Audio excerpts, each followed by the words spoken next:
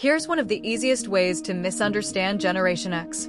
Look at how private they are, how comfortable they seem alone, how rarely they ask for help and assume they must be emotionally distant. For a lot of Gen X adults, that is not what you are looking at. You are looking at training. It is 1978. You are 9 years old. You get home from school, let yourself in, and the house is empty. There is no dramatic music, no speech about independence, no adult waiting to help you process the day. You make something to eat. You start homework. You deal with whatever needs dealing with. And by the time someone gets home, the day is already mostly handled. If that happens once, it is a memory. If it happens again and again, it becomes a system. And that system can follow you for decades. Into work, into friendship, into love, into stress, into the very specific way you do or do not ask for help. That is what this video is about. Not all of Gen X, not every childhood, not one universal story, but a very recognizable pattern. For many Gen X adults, self-reliance stopped being a skill and became a default. Privacy stopped being a preference and became normal. And asking for help started to feel less natural than simply handling it. Not because they were born colder, not because they did not care, and not because they never needed anyone, but because when a child learns early enough that help is delayed, inconsistent, or just not built into everyday life, they adapt. They learn to function first. And if that adaptation works often enough, it stops feeling like adaptation. It starts feeling like personality. And once that happens, a lot of adult life starts to make more sense. Why solitude can feel peaceful instead of lonely. Why privacy can feel respectful instead of avoidant. Why being highly dependable does not always mean being easy to reach. And why some of the people who are quickest to help others are often the slowest to ask for help themselves. To understand that, start with something simple. A lot of Gen X kids were expected to function. Not in theory, in practice. They came home to an empty house. They had a key. They made a snack. They started homework. They watched younger siblings. They handled boredom without somebody organizing every hour. And if something small went wrong, they usually dealt with it before an adult ever entered the picture. That does something. Because children do not only learn from advice, they learn from what daily life repeatedly demands. If daily life keeps teaching you, figure it out. Keep moving. Handle it, then you stop building your identity around being helped. You start building it around being capable. That is one of the core shifts. For a lot of Gen X adults, asking for help does not always feel morally bad. It often just feels inefficient, unfamiliar, or oddly exposing. By the time some people explain the problem, wait for input, and manage the vulnerability of needing something, they feel like they could have already solved it themselves. So they do. And if that works often enough, it hardens into style. Not because they are naturally colder. Not because they do not care. Because self-management became the most familiar system. That also helps explain privacy. A lot of Gen X adults are not private because they are empty inside.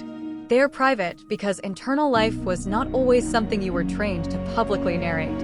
A lot of their growing up happened quietly. Riding bikes for hours. Being at the library. Listening to music alone. Walking home. Sitting in a room without constant check-ins. Having long stretches where no one was asking for a running commentary on your feelings. So privacy did not come to mean disconnection. It often came to mean control, calm, space, normalcy.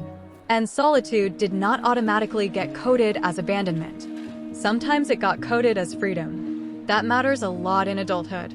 Because if being alone was where you regulated, thought clearly, and handled life, then later on you may still move toward quiet the same way someone else moves toward reassurance.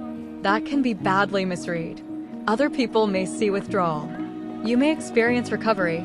Other people may see emotional distance. You may experience not making everything public.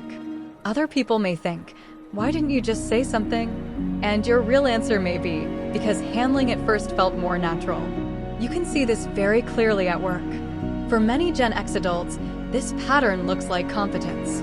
They are often good in chaos, good at figuring things out, good at not panicking in front of other people, good at carrying more than they probably should. That gets rewarded.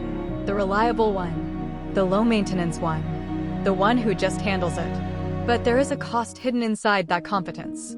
The same person who can solve a lot may be slow to say, "I'm overloaded." The same person who looks steady may be quietly exhausted. The same person who is hard to rattle may also be hard to reach. That is one of the reasons this pattern survives so well into adulthood. It works, at least on the surface. It makes you useful. It makes you dependable. It makes you look strong. But being good at carrying weight is not the same thing as being good at sharing weight. And that distinction shows up in friendship too. A lot of Gen X adults are very solid friends. If something real happens, they often show up. They help you move. They pick you up. They fix the thing. They do the practical thing that actually matters. But that does not always mean they are easy about expressing need. For a lot of people shaped this way, giving support feels easier than asking for it. Showing care feels safer than exposing dependence. That creates a very specific paradox. They may be the first person to help you, and the last person to tell you they need help themselves. That is not hypocrisy. It is control. Helping lets you stay confident. Receiving help can make you feel visible in a way you never learned to enjoy. And that becomes even more obvious in romantic relationships. Because relationships usually ask for something this pattern does not naturally practice. Real-time vulnerability. Not abstract love. Not loyalty. Not commitment. Immediate, visible need. Tell me what's wrong. Tell me what you need. Why didn't you say anything earlier? And for someone shaped by early self-management, the honest answer may be very plain. Because I was trying to handle it. Because I did not want to make it bigger. Because part of me still feels safer solving the problem than narrating the problem. From the outside, that can look like emotional distance. But very often it is not distance. It is a learned sequence. Handle first. Speak later. Maybe much later. Now this is where the subject has to stay honest. Because this pattern has real strengths. A lot of Gen X adults are genuinely resourceful. They can tolerate boredom. They can function without constant external validation. They often do not need applause to keep moving. They can be very calm when life gets messy. Those are real strengths. And many people value them for good reason. But strength is not the same thing as zero cost. Self-reliance can become isolation. Privacy can become opacity. Competence can become overfunctioning. Calm can become underdisclosure. Being low maintenance can turn into never letting yourself be fully known when you are struggling. That is the trade-off. And if you only tell one side of this, you get the story wrong. If you only tell the strength side, it becomes shallow. If you only tell the cost side, it becomes unfair. The honest version has to hold both. There is one more thing that matters if you want this to stay accurate. This is a trend, not a total definition. Not every Gen Xer had the same childhood. Not all were latchkey kids. Not all came from emotionally distant homes. Not all learned this pattern the same way. Some had warmth plus independence. Some had independence that felt more like neglect. Some grew up in suburbs. Some in rural places. Some in families that were stable. Some did not. Those differences matter. But across very different versions of childhood, a similar adult lesson could still emerge. Do not assume help is immediate. Learn to function. And once that lesson gets built early enough, it can shape a lot more than just behavior.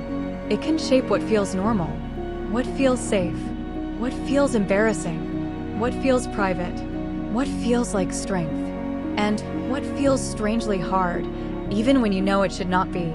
So if you are Gen X and you have ever wondered why you are good in a crisis, but bad at asking for help, why solitude feels peaceful instead of threatening, why privacy feels respectful, not avoidant, why public validation can feel strange, unnecessary, or even embarrassing, it may not be random. It may be that your emotional style was built in the same place your competence was built, in repetition, in responsibility, in quiet, and in long stretches of figuring things out on your own. That does not explain everything about Gen X.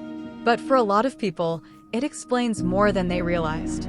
And maybe that is the value of naming it. Not to pathologize it. Not to romanticize it. Just to understand it clearly. Because once you understand that self-reliance was trained, not magically assigned, a lot of adult life starts to make more sense. The way you work, the way you withdraw, the way you love, the way you hide stress, the way you help other people, and the way you resist being helped yourself. If this felt familiar, comment with one thing from childhood that taught you to handle things on your own.